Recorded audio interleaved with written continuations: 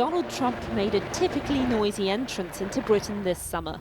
But will he ever be allowed to cross the pond again?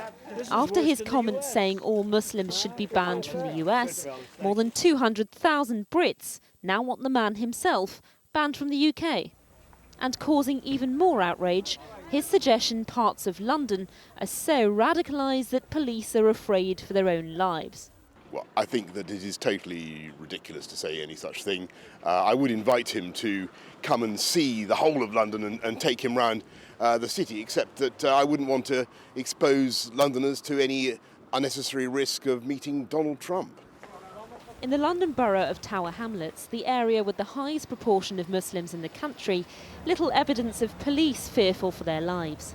Those who are afraid are Muslims who worry about the consequences of Mr. Trump's comments. His fans or what his followers do, if they say, oh, well, Donald Trump, is what he does is he speaks the truth and he's sort of exercising freedom of speech, but what he's exercising is like acceptance of racism. Muslims are just going to feel like outcast, and once Muslims are feel outcasted from society, that's when they're going to feel like, you know, then they don't fit in anywhere. People should be accepting of other faiths, and not even other faiths but other races as well.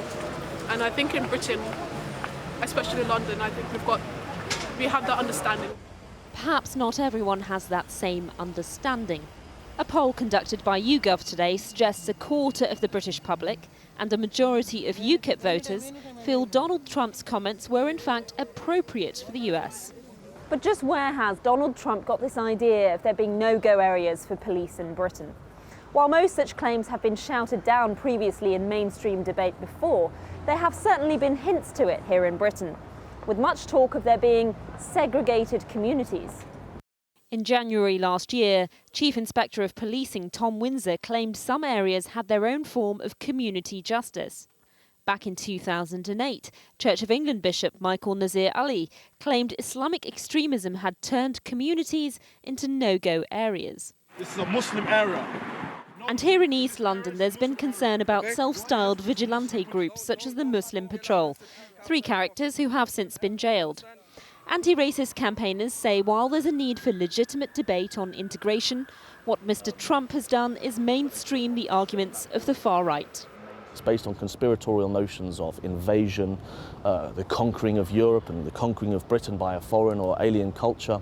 And so a lot of these things don't have to be based on facts and evidence. So is Mr. Trump likely to be banned from the UK as a hate preacher? Chancellor George Osborne suggested his views should be robustly debated. And that is the best way to deal with Donald Trump and his views, rather than trying to ban presidential candidates. Meanwhile, the candidate himself shows no sign of backing down.